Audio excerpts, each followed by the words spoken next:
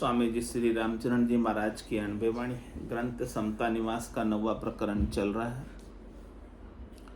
महाराज फरमा रहे हैं, मोह मदन व्यापक सबे ये सृष्टि उपावण सोय, समझ पाए इंसु टळ्या सोजन बिरला कोई, सोजन बिरला कोई राम को भजन विचारो, गर्भवास को बास ज्ञान ले कष्ट निवारो, रामचरण हृदय में उनके आनंद होय, मोह मदन व्यापक सबे ये सृष्टि उपावण सोय। सृष्टि में आए कैसे, सृष्टि में उपजे कैसे? वो महाराज कह रहे हैं कि मोह मदन व्यापक सबे, ये मोह मदन कामनाएं सबके अंदर व्यापक है, उसी से सृष्टि में ये जीव आया है। ये सृष्टि को उत्पन्न करने वाले हैं।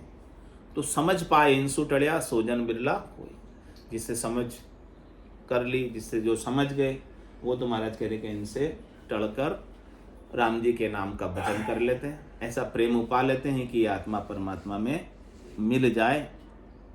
सोजन बिरला कोई राम को भजन विचार, राम जी के भजन पर विचार करने वाले जन कोई बिरले ही हैं, खास है, बहुत कम है, दुर्लभ है। गर्भवास को वास ज्ञान ले कष्ट निवार, गर्भवास में आप आए थे, गर्भवास में कैसे कैसे दुख थे, उन दुखों को याद करो। जो उन दुखों को याद कर लेता है तो फिर वापस गर्भवास रूपी नरक में आने की इच्छा नहीं रह जाती। तो रामचरण हृदय में उनके आनंद हुई, जिसने इस प्रकार के दुखों का निवारण कर लिया, ये शरीर उनका अंतिम शरीर है, वापस किसी माता के गर्भ में आएंगे नहीं। तो उनका हृदय धारणा भी सार्थक हो गया, सफल हो गया, और उन्होंने उस परम आनंद की सत्स्वरूप की प्राप्ति कर ली। बाकी तो सब मोह मदन व्यापक सबे ये सृष्टि उपावण सोई, बाकी तो मोह और मदन के अंदर ये इसी की व्यापकता है पूरी सृष्टि में, और इसी से सृष्टि उत्पन्न हो रही है, चल रही है। सिपति कहाँ लग कीजिए मोह मदन की सोई, ये जबर जाल सब ही बंध्या निर्बंध बिरला कोई, निर्बंध बिरला कोई सोई जन राम पियारा, गुरुगम ज्ञान विचार रहे जग जाल नियारा, निस्बासर सुमरण करे और बंद सब खोय, सिपति कहाँ लग कीजिए मोह मदन की सोई। कह रहे कि महाराज मोह और मदन की यानी माया की और कामना की मैं महिमा कहाँ तक करूं, इसकी महिमा बड़ी माया की अपरंपार है। माया बड़ी बलाई, दाव दे पकड़े आए, सब जगह व्याप्त है, कोई अछूता नहीं है इस माया। नहीं है अछूता, अगर उससे पार हो गया तो कल्याण हो गया। वही कह रहे हैं, ये जबर जाल सभी बन गया। ये जो जाल है इसका माया का, मोह का, मदन का, बड़ा जबरा है, सबला है, और सभी इसमें बंधे में है। निर्बंध बिरला कोई, इससे छूटने वाले, इसके बंधन से मुक्त होने वाले कोई बिरले ही जन, बाकी तो सब इसके बंधन में ही है। तीन ताप में सब जुग बंदिया, कोई नहीं छूटे न हारा। माया के सुख भी है तो माया के ताप भी है, दुख भी है, और सुख और दुख इन सब में बंधे हुए। निर्बंध बिरला कोई सोई जन राम प्यारा, जो महाराज के ने इस माया के बंधन से निर्बंध हो गए, मुक्त हो गए, जिन्हें माया से सुख लेने की चाहना नहीं रह गई, वो राम जी के प्यारे हैं, वो राम जी के प्रिय हैं, वो राम जी के निज घर में स्थान पाएंगे। बाकी तो 3 लोग 14 भवनों में ही भटकेंगे, इधर ही गोते लगाते रहेंगे। गुरुगम में ज्ञान विचार रहे जग जाल निहारा, सदगुरु के ज्ञान पर विचार करके इस संसार के जाल से अलग रहते, संसार के जाल में फंसते नहीं। उन्हें पता हो गया कि जग को हेत सकल दुखदायक, जहाँ संग सुख मति जान, सुखदायक सतसंगत जुग में सदगुरु शरण पीछा। उन्होंने सदगुरु की शरण की पहचान कर ली, सदगुरु के ज्ञान की शरण ले ली, सत का संग कर लिया, असत का संग छोड़ दिया। तो अब असत से दुखी नहीं, क्योंकि संग ही छोड़ दिया, चाहिए ही नहीं, जो चीज़ चाहिए नहीं उसके न प्राप्त होने पर आप क्या फर्क पड़ेगा। चाहिए ही नहीं थी, नहीं मिली तो क्या हो गया, कोई बात नहीं। हाँ, जो चाहिए हो और नहीं मिले तो दुख हो जाए। तो गुरुगम ज्ञान विचार रहे जग जाल नियारा, संसार के जाल से आपको अलग रहना है। और क्या करना है फिर, निस्वासर सुमरन करे और बंद सब खोई। रात और दिन राम जी के नाम का सुमरन करें, सत्य स्वरूप का सुमरन करें, आनंद स्वरूप का सुमरन करें, वही आपकी याद में रहे, वही आपकी स्मृति में रहे। सत्य ही आपकी स्मृति में रहे, असत हट जाए आपकी स्मृति से। जो हमारी बुद्धि में महत्व है असत का वो मिट जाए, सत्य का महत्व हो जाए। उमा कहत में अनुभव अपना, सतरी भजन जगत सब सपना। ये संसार रूपी सपने से जाग जाए। तो निस्वासर सुमरन करे और बंद सब खोए। जितने भी हमने बंधन आड़ जाड़ जंजाड़ में बंधे हुए, उन सब बंधनों को खोकर रात और दिन सुमरन में लग जाए। तो श्रीपति कहाँ लग कीजिए मोह मदन की सोई। कह रहे महाराज क्यों बंजाई है ऐसे माया के मोह के बंधन में जीव क्यों पड़ गए। इसने हेत शरीर से, संसार से, इंद्रियों से, वस्तुओं का इसके पीछे क्यों लग गया। तो महाराज बता रहे हैं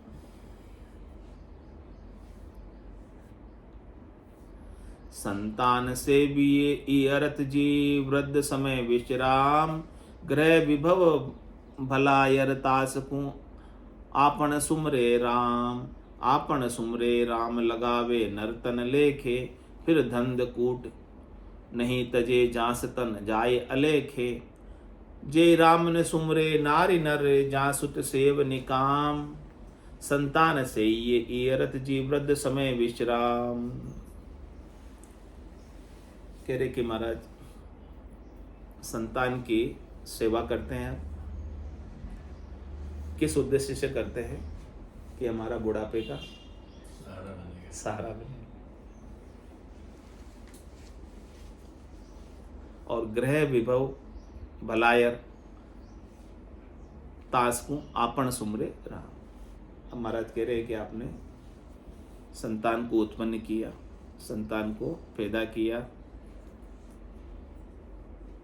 और फिर उसके लिए घर आपने बनाया, खूब वैभव उसमें इकट्ठा किया, सब कुछ किया। अब क्या करना चाहिए, ग्रह विभव भलायर तास को आपन सुमरेना। अब अपने को क्या करना चाहिए महाराज कह रहे, जो आपका घर है और जो आपका वैभव है वो आप अपनी संतान को सौंप दो।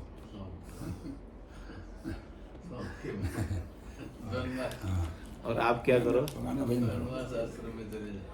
समझे ये कह रहा कि सब शौक और स्नेह समझ ले जाओ। भलायर तास को आपन सुमरे राम। आप राम जी के सुमरन में लग जाओ। माथे पे बोझ ऐसे उतार। आपन सुमरे राम लगावे नर्तन लेके। आप राम जी का सुमरन करोगे तब आपका नर्तन लेके लगेगा। आप नहीं करोगे तो नहीं मिलेगा। अब आप उसी को पकड़े रहोगे, घर को, वैभव को, धन को, संपत्ति को, उसी में उलझे रहोगे तो आपसे भजन नहीं बनेगा, लड़का के सौंप दो, भजन करो, सौंप जाता। सुमरन नहीं बनेगा। आप अपने स्वरूप का बोध नहीं कर पाओगे, आप अपने निजानंद को प्राप्त नहीं कर पाओगे। उसी में उलझाट तो है ही है ना, उसमें दिन भर उलझाट तो लगी रहती है, तो आप मुक्त नहीं हो पाओगे। आपको मुक्त होना है, संभळाओ और भजन करो। सही बात तो यही है, बाकी न मानो आपकी मर्जी। माथे पे बोझ लेके चले कितनी देर चल पाएंगे, और कोई बोझ नहीं है तो आराम से चल पाएंगे।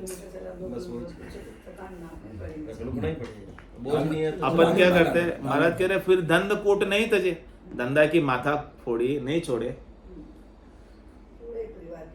जहां से तन जाए लेके उसका तन धंधे की माथा फोड़ी में ही। वेद है। हाँ, चले था घर की गांगरत घर की गांगरत गयो जमारो उदम आपदा माए, मुंह से ठगे भरे का उदर पशु संज्ञा है। भाई घर की गांगरत में उदम करने में आपदा भरने में पूरा समय चला जाता है। तो जे राम ने सुमरे नारी नर जहाँ सुत सेवनिका। महाराज कह रहे हैं कि उन्होंने अपना पुत्र उत्पन्न किया, वो भी बेकार चला गया यदि वो पुत्र को उत्पन्न करके राम जी का सुमरण नहीं करते थे। पुत्र का उत्पन्न करके उसको सौंप के आप क्या कर दो, निवृत्त हो जाओ। निवृत्त नहीं हुए तो हाँ, आपने जो पुत्र उत्पन्न किया बड़ा किया उसको नहीं सौंपा, आप मुक्त नहीं हुए तो उसी का काम कर रहे हो। उसी का काम कर रहे हो। अभी उसी की सेवा में लगे हो, उसी के लिए धन अधिक बढ़ाने में लगे हो, धोबी का गधा उसी के लिए धन बढ़ा रहे हो ना। धन किसके लिए बढ़ा रहे हो? उसी के लिए। अब आपको क्या चाहिए? धोती लंगोटी दो रोटी और क्या चाहिए? मतलब अपने अंदर जो चाहना है ना वो मिट जानी चाहिए। भीतर की चाहना जब तक नहीं मिटती है तब तक उसी को बढ़ाने में लगे रहते। मैं तो बुद्धि वाली बात है कि मैं तो राम बुद्धि चाहिए ना रहा तन बढ़ाम लाग रहे बेटा बेटी में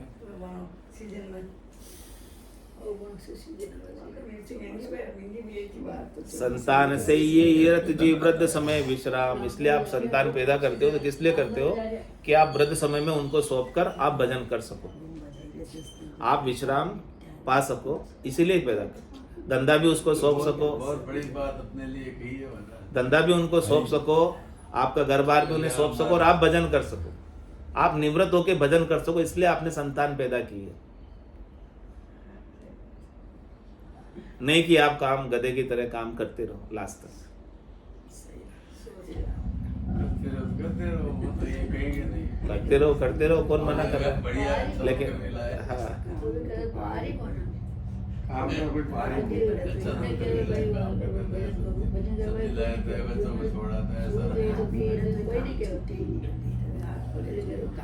सुत समृत होई चलाई ले अपना घर को सूत। वृद्ध पिता की बंदगी जे करे से पूत सपूत। जे करे से पूत सपूत आपको कर्ज उतारे। राम भजन करवाए पिता को कारज सारे। जे धंध लगावे वृद्ध ने सोई बड़ा कपूत। सुत समृत होई चलाए ले अपना घर को सूत। क्या कह रहे महाराज? अब सपूत कौन है, कपूत कौन है? भाई कपूत कौन है, सपूत कौन है? वो बात महाराज बता रहे कि सूत समृत होई चलाए ले अपना घर का सूत। पुत्र यदि सपूत है तो उसकी घर की जिम्मेदारी उसको अपने हाथ में ले लेनी चाहिए। पिताजी के ऊपर कोई काम बाकी नहीं छोड़ना चाहिए। पिताजी को बोले कि आप बैठो भजन करो, मैं आपका सारा काम। पिताजी छोड़े तब ना ले ले।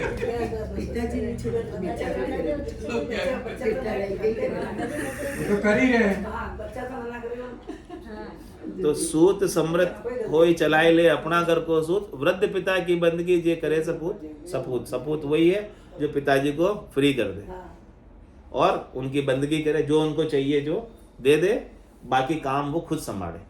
पिताजी को भजन करने के लिए छूट दे दे। घर वाले नहीं छूट दे तो करे से पूत सपूत आपको कर्ज उतारे। जैसे पुत्र का कहे वैसे पत्नी का कह देंगे भैया, पत्नी वो फिर बेकार है आपको नहीं से। सपूत है तो अपना कर्ज उतार रहा है, जो पितृ ऋण है उसके ऊपर। इस प्रकार से वो घर की जिम्मेदारी लेकर पिता को भजन करने के लिए मुक्त कर देता है, तो वो अपना कर्ज, पिता का जो उसके ऊपर कर्ज है, पितृ ऋण है, वो उतार रहा है। कर्ज है उसके ऊपर, कर्ज उतार रहा है, मतलब वो एहसान नहीं कर रहा है। वो तो पैदा होते ही उतर गया। हाँ, ऋण तो पुत्र ऋण तो उतर गया, जब आप श्रद्धा आगे चल गई आपकी। नहीं, आप पैदा हुए तो पिता की कृपा से आप पैदा हुए। पिता नहीं होते तो आप कहाँ से आते? तो आपके ऊपर ऋण है कि नहीं पिता के प्रति, उनकी सेवा करने का? पिता ने ऋण उतार दिया, अब आपके ऊपर ऋण आ गया। हाँ, तो अब आप पिता की सेवा करोगे तो वो आपका ऋण उतरेगा, बाकी नहीं उतरेगा। तो जे करे से पूत सपूत आपको कर्ज उतारे और राम भजन करवाए पिता को कारज सारे। उनको क्या बोले कि आप राम भजन करो बैठकर, तभी आपकी आत्मा का कल्याण होगा। आपने मनुष्य शरीर धरा है तो वो सार्थक सफल तभी होगा जब आप बैठकर सब कामों से मुक्त होकर आप राम भजन करोगे। जे धंध लगावे वृद्ध ने सोई बड़ा कपूत। और हमारे के पिताजी बड़े हैं, बूढ़े हो गए हैं, फिर भी धंधे में उलझाए रखते हैं, तो वो सपूत है कि कपूत है? क्या बोल रहे हैं बात? ऐसा नहीं बोल रहे हैं। उलझा रख किया था, उलझो। तो शास्त्र लगेगा काम में तो कबूतर सूत समृत हुई चलाए ले अपना घर को सूत। सूत बड़ा होकर, पुत्र बड़ा होकर अपने घर का जिम्मेदारी उसे लेनी चाहिए और पिता को भजन करने के लिए, सत्संग करने के लिए, अपने स्वाध्याय करने के लिए, अपने स्वरूप का बोध करने के लिए समय दे देना चाहिए। दे ही रखा है आपने, तो सब कुछ पुत्र आपको पूरा टाइम दे रखा है। जबरदस्ती आप पकड़ लेते हो, मैं पकड़ लेता हूँ आपके बल्कि मेरे पे क्यों बोलता हूँ? गलती मेरी है, क्यों बिगड़ता? पुत्र की तो गलती है, पुत्र की तो गलती है नहीं। 144 दूसरा डायलॉग बोल रहे थे कि सास को फ्री नहीं करे। बुक दो, को पत्नी को किसी का नाम बुक ले। दो, 122 उनको दो, उनको दो बुक्स। 144 हरजस 15 का 60। बांधा आयो मोसर मति हारो रे, बांधा आयो मोसर मति हारो, जहाँ संग हंस अगम दर पहुँचे। 144 144 144 आगम घर पहुँचे, वे सतगुरु शिर धारो रे, बांधा आयो मोसर मति हारो रे, बांधा आयो मोसर मति हारो, जग को सकल दुख दायक, जग